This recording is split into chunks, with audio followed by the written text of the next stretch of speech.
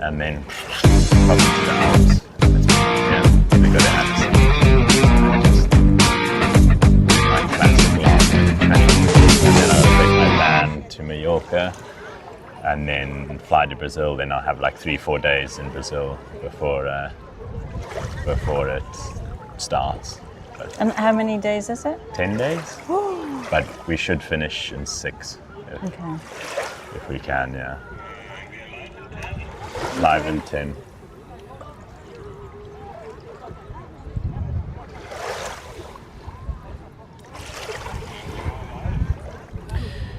Good evening and welcome to a hot and windy Port de la Selva. It is the end of the 2026 X-Pyr. We've had an amazing race. We have loads to talk about. We have loads of smiles. We're here in the water, cooling off. It's been hot, it's been windy, it's been epic flying conditions. And we've just come this evening to have a bit of a wrap up, a bit of a chat, and finish off what has been probably one of the most epic X-Pyrs, and definitely one to remember. Oh, and then some. And some. And then some. So Judith, where do we start? Well, I think that for us, always the most important thing is to finish the week with like no serious incidents and accidents. And although Jean de Meillet had a prang and needed a couple of stitches, you know, we saw him, he's okay. So, you know, we all, the minute it finishes, if we've had nothing serious, the relief is immense. So we were jumping around the office. And especially, you know, we saw really windy conditions on the first 2 days of the race, and the last 2.5 days have also been very windy.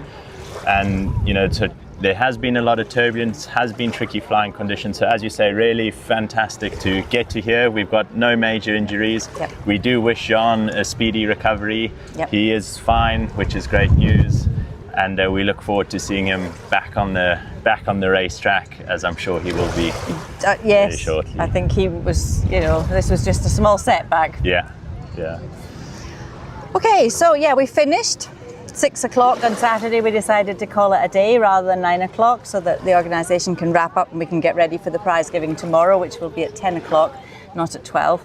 So we changed that. But let's have a wee kind of look back at the week. And we haven't scripted this. We're just going to have a chat about our impressions and what we noticed and maybe some funny stories that we heard. So who were the pilots that kind of stuck out for you? There's been a few. You know, obviously we started with less than favourable weather forecasts. We didn't think anyone would fly. And as always in these races, we were proven wrong. I think everyone flew from the start, which was great. So great the forecast was wrong at that point. And then it really played out. We had some huge names at the back. Yep. And we had the usual suspect right out the front. But some really great stories. I mean, someone who I know you know very well, who's stood out for me, is Simon Oberauner. He was coming in as a defending champion. Big pressure on him, and he really didn't have his groove. His first 2 days, he just said he was in the wrong place at the wrong time. But I loved something that really stood out for me was his mindset at the finish. He was really happy. He spoke about the challenges, how much he learned, but how they turned to having fun. And really, when things went wrong, they found their happiness, their love in the adventure, their love in the mountains, and managed to turn around those difficulties into a successful race and had a massive comeback. So really nice to see, and really, I think, quite a role model. So great to have him here as always, and great to see that play out. Yeah, I mean, it's always a pleasure to see Simon and Moritz. You know, they make such a great team. And yeah, like you said, he said that he learned a lot, and I think that's when you're at that level, you know, that you're still looking for those lessons. So yeah, I think it's really fantastic. Yeah. You know. And talking of level, we've really seen, I think this has been one of the first, you know, the X-Alps, we really saw the level increase, but I think this has been the first show of really how high the level of hike and fly has come. We had 30 pilots who really were all in a shot. They were not far behind, and we had to have that volume of pilots cross the Pyrenees in 4.5 days and then all be fighting for top 10 really quite closely. I think really shows a lot of excitement for the sport going into the future. Yeah, athletes are serious, athletes are professional, and they're here to race, and it's fantastic to see. But I mean, what impressed me was not just like, I mean, they were epic flying conditions, you know, zooming across the Pyrenees at 4,000 meters and having to fight all the time to stay under the airspace and under the height limit that we set. You know, people said it was a real struggle often, and it was a real shame because it would have just been fantastic to really blast into orbit, even more so than they were. But I was really impressed with how fast people are on the ground in this heat. Yeah. I mean, to do it in 40 degrees. I mean, Celia was walking and her feet literally were stuck to the tarmac because it had melted, and she was like, you know, trying to get her feet out. So, but the amount of distance they covered. Incredible in such tough conditions. Yeah. I mean, we saw Pauline this morning. I mean, she surprised us all. She was about an hour and a half in before we thought she would be here. We checked the live tracking, and she had just run across the flats and she was here. So yeah, amazing to see how strong these athletes are, how they cope with conditions when most of us would go, we're not even going for a walk today. No, I mean, when we opened the office door, I was like, oh my God, it's like a hairdryer. You know, and just walking to the next bar, you know, for a coffee was hard work. Yeah. So no, how they did it's been, but I mean, the difference this year, you know, we've always had a bit of rain. We had some thunderstorms, but this heat is just unprecedented. Yeah, and relentless. It's been every single day. Yeah. You know, sometimes we have a few days and then at least you get a bit of rain to cool you off. And it just has been every day is the same. I think, you know, the athletes look at the nighttime forecast for the next day and it's just like, oh, not again. Well, and the nighttime temperatures were ridiculously hot as well. Yeah. I mean, it didn't cool down that much. Yeah. It was still tropical in the middle of the night. Yeah. So. And talking about running, I think we have a wonderful man who has been in this race, the running man, Thomas Coquenay, probably one of the biggest legends of the sport. Yeah. And he chose this race as his last. Well, we never know with these pilots, but he has said that this is the end of his hike and fly career. And really fantastic to have him here, to see him out battling. He pushed right up to the end, and really, quite a moment in our sport, I think, for such an icon. Someone who's been doing this from the beginning, pretty much. Lovely guy, and I know he's inspired many pilots and hike and fly athletes around the world, so really fantastic to have him here. And if there's one athlete I think we should call out and say our thanks to, it's Thomas Coquenay for all he's done for our sport, and it's been an absolute pleasure to have him here in this race. Watch this space, because we may have a little surprise for Thomas tomorrow at the prize giving. So, but you know, talking of inspiration, two pilots that, you know, for me, I talk about inspiration.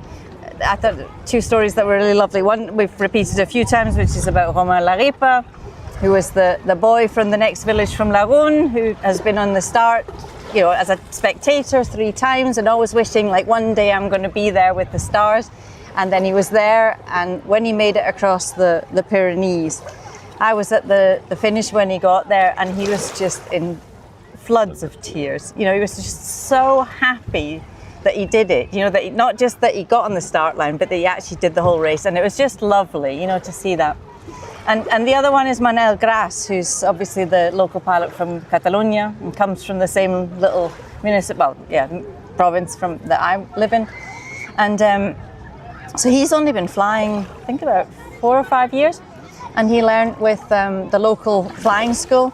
And so a few years ago, I gave the flying school a T-shirt from the X-Pyr from the 2022 edition. It was an athlete shirt because they were quite heavy. It was huge, and I couldn't use it. And I thought, well, you know, they can give that as a prize for the best student of that year. And Manel Gras won it.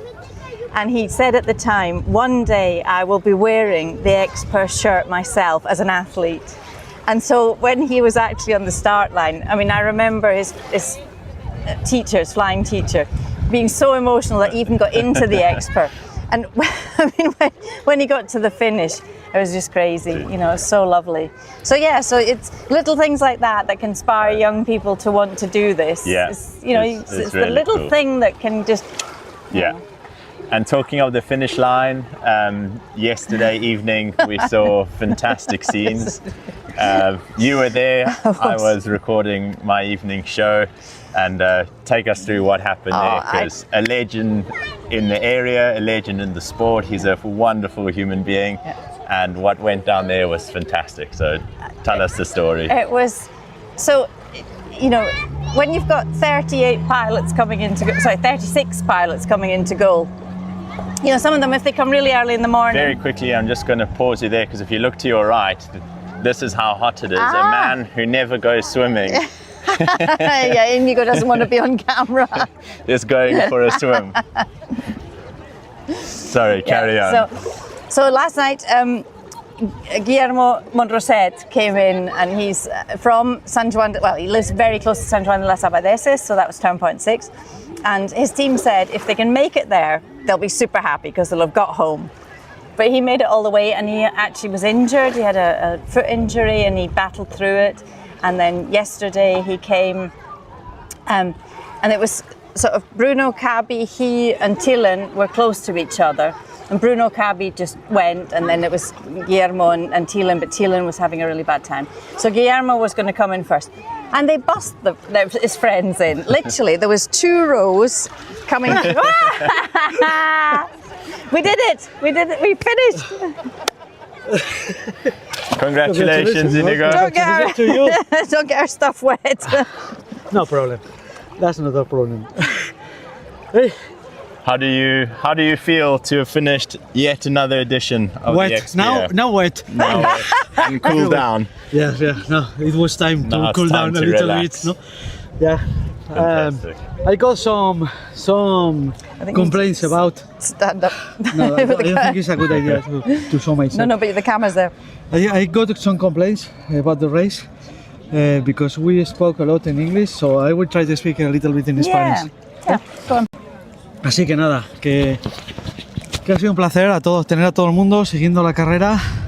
Estamos muy emocionados todos, hemos disfrutado, bueno, no, yo no he disfrutado nada. Dentro de la carrera se disfruta diferente, dentro de unos días empezaremos a disfrutar un poco, espero. Y bueno, pues gracias a todo el mundo por seguirla, hemos estado ahí. Ha salido muy bien, no ha habido accidentes serios, lo cual es una buena noticia. You can translate later. No, we've said all this. Yeah. Y nada, pues estamos muy contentos. Qué contento estoy. Qué contento estoy.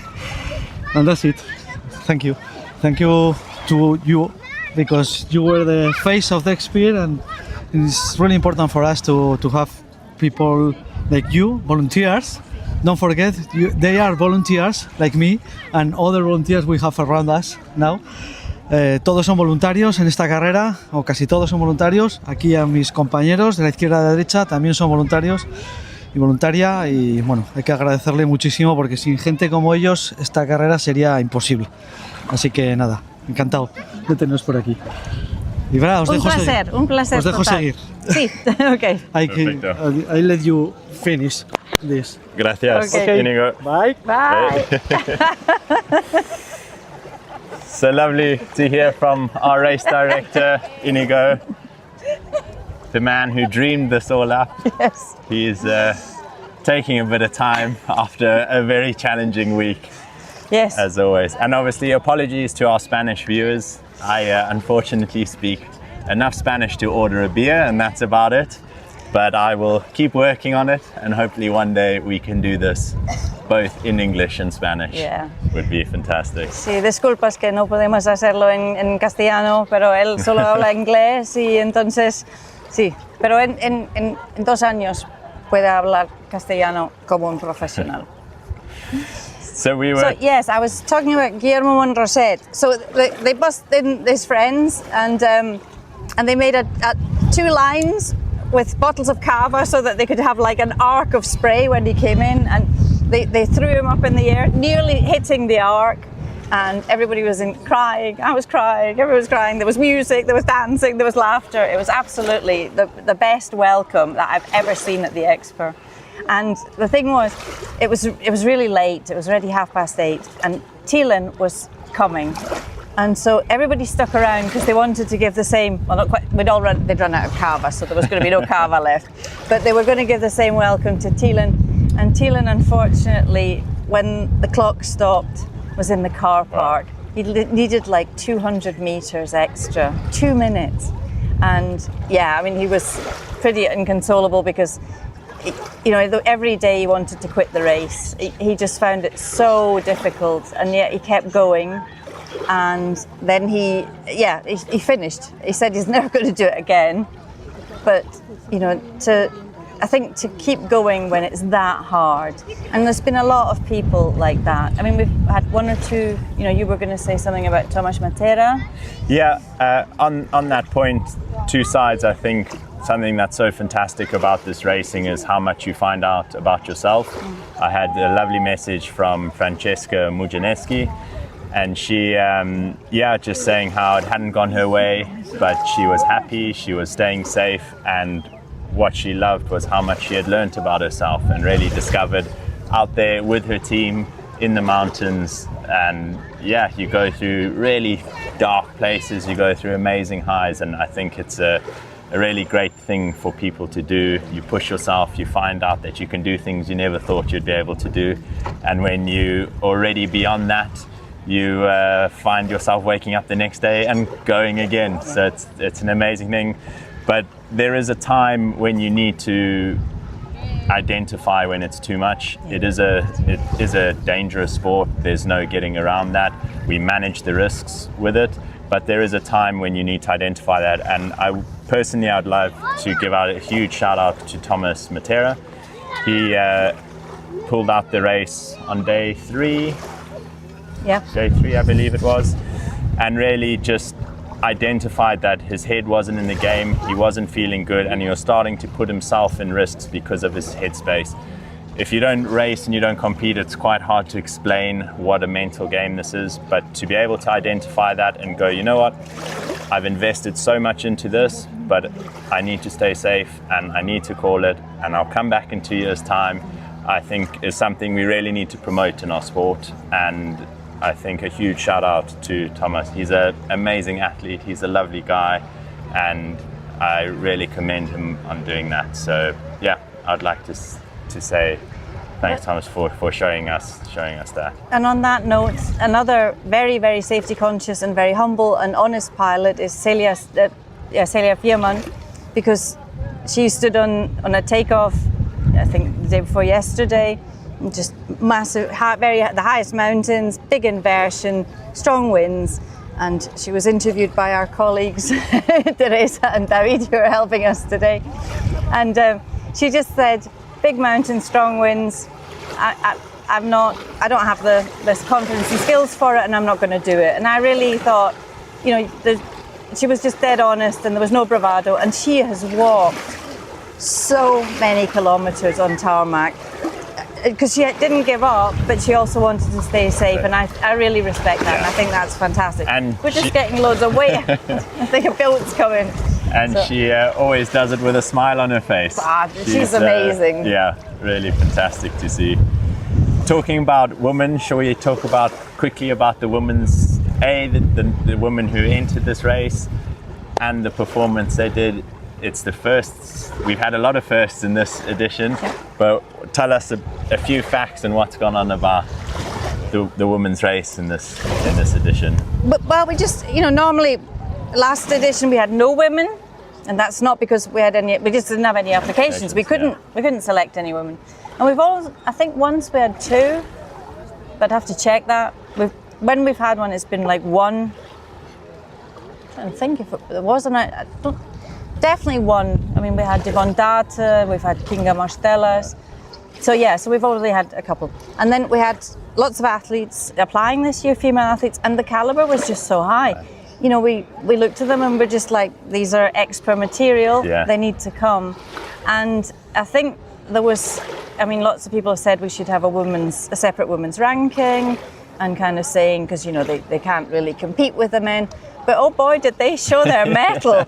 I mean, you know, Elisa Deutschmann beat, you know, more than a quarter of the field. Yeah. You know, we've had not only did we have the first ever woman in goal, we had the first three women ever in goal. Yeah. So, you know, I think we were proved right that, you know, we selected athletes. We didn't select women athletes. Yeah. So, yeah, and, you know, to have three, Silvia Galli also coming in, and then Paulina coming in today and showing that grit and determination, even with some minor injuries and things. It was wonderful to see. Really, I mean, for me as a woman pilot, you know, I hope that other young women watch them and think, you know, if somebody else can do it, I can do it. And again, we're talking about that inspiration that people can pass on. Yeah, really fantastic to see, really inspiring. And a huge shout out to the women of this race. They've showed up, they've shown us what's possible, and they've really stepped up. And I think it's fantastic to see. It's great for the sport, and I hope it inspires more women to come and join this incredible sport that we're so lucky to take part in. Yep. So since we're giving shout outs, can we give a shout out to the guys who are still going today? Because absolutely. There's absolutely no shame in withdrawing, because this race really was brutal. So, you know, at some point you sort of think, well, for whatever reason people withdrew, it doesn't matter. You know, all respect for even attempting it. But today we had 5 pilots who were still going. So Paulina was going to be the last person to make goal, but then we still had Benjamin and Benoit, and also Florian Serra. They were together yesterday, flying in the same thermals, just not getting quite as far.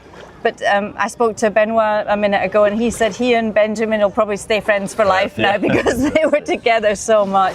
So, and Celia as well, still walking. So they kept going, and they were still running after. They were still running at 6 o'clock. Yeah. They did not slow down. And sorry, while I'm on a roll. So Benoit and Benjamin will finish together because they stayed in the same place. The other 2 pilots that decided to finish together were Davide Sassodeli and Justin Puteaux. And Justin Puteaux, when he arrived at turn point 1, I thought, that's it. He was in a terrible state. He was basically, he'd already vomited on the way up. He was ready to faint. I thought he was going to have heat stroke. I don't think he could see straight anymore. They just sat him down and covered him in ice. And he suffered with the heat and terrible cramps the whole race. And he occasionally had to just sit by the road, and he couldn't move he literally couldn't move his legs. And Davide Sassodeli got a penalty of 6 hours, so he had to wait until 1. And anyway, they joined up together and they decided, we will do this together. And they crossed the finish line arm in arm, same position and on the ranking it'll show them as different, but really we will present them as the same place. And I just think that's so nice to see, because in a race like this, it's competitive, and you want a podium place, but at the end of the day, you're not competing against the others, you're competing against yourself. Against yourself and against the conditions. So lots of people provide other people with water and food and invite each other for dinner, and if your athlete's if you can't cut a cup with your supporter, somebody else will take care of you. And that's really what it's about. We saw the great camaraderie between the Spanish pilots with Antonio Ramos and Manuel Gras. Antonio didn't have difficulties, but was flying in terrain he was struggling with, and before they took off, the 2 of them said, let's work together. We need to get to the finish line. And when they tagged turn point 6, they both wrote each other a note on the signboard. And a really moving moment, really lovely to see pilots working together, the camaraderie. And like Benoit says, you meet people in this race, putting yourself through these conditions, pushing yourself to the max, and you make friends for life. And it's really fantastic to have a race where we have seriously competitive racing on the one side, but we have the camaraderie, the friendship, the fun, the adventure that's still there. And I think that's something that's quite unique to X-Pyr and really a lovely trait that the race has. So fantastic to see it still surviving. And I think that comes down to the organization, the people interested, the athletes, the terrain, the whole package. And it's really lovely to be a part of this race and to see this still thriving and being strong. Yeah. Now, we could mention like all of the people in the race, and we would love to, but it's getting on a bit, and we could. ¿Necesitas agua o una gorra o no? Okay, we're sitting in the bright sunshine. So okay, let's talk about the top 10 then, or people in the top 15, because for me there was some surprises, but we really do have to talk about the winners. Yeah. But I mean, there was people who, when they signed up, I didn't really know much about them, and I didn't know, I couldn't really form a picture of where they would come in the ranking. And for me personally, there was some real surprises. I mean, Sylvain Wuttrich really, surprised me. Because within the rookies, I mean, the veterans like Mel Baguet coming 6th and Neucott coming 5th. I know I've seen what, and you kind of expect they would improve each race, and they have done. But yeah, so there was just people that were rookies that I just didn't really know much about, and then went, oh wow, they're here, and obviously flying very well, and we had a lot of very fit people as well. And yeah, I mean, from a more kind of technical flying side, I think Noe Kort and Lars Meerstetter were hugely impressive. I took off with Lars on the 3rd day, and he maybe didn't fly the best line into the turn point 3. He went for the big mountains, which made sense, but it turned out to be quite a lot slower. And then he really, and if you want to see grit and determination in the air, go and have a look at Lars Meerstetter's track log, crossing over from Aneto onto the northern side. He was right up front and he got absolutely hammered, not just once. I think he did about 5 or 6 sides of a triangle, if you want to call it that, just getting flushed, trying again, getting flushed, trying to get over the mountains, whilst everyone else was more to the east and just popping over. And he dug deep and managed to get himself actually onto the podium. So I think a huge effort from Lars, really impressive. And Noe was also on day 2, end of day 2, he was miles back. He was back in 40th, along with the likes of Simon, Gabriel, a lot of these, really strong pilots. And Noe to get himself into 5th, really a very, very commendable effort. Yep. To get up there. Yeah, and also, I haven't had a chance to look at the statistics, but Noe informed me that he'd done the longest flight of the competition. I was like, okay, I'll take you. So he did. I think in total, they on that day they did have to land, which is doubly impressive because they lost an hour flying. They had to land, sign the signboard, get back up, if not more than an hour. And I think we're looking at 200 kilometers. If not 200 plus of flying kilometers in a day with a break in it, which is seriously fast going and hugely impressive. Yep. And then obviously the rest of our podium. Sorry, before we get there, can I just give a shout out to the rookies in the top 10, which was Marcus Anders. Yeah. I mean, he's a rookie to our race. He's a real hike and fly veteran. But yeah, so he was new to the race. Arthur Mondroit, who came 4th, was a rookie. Andrea Conchi came 7th. I mean, he's been a supporter in the race before, but this time he was an athlete.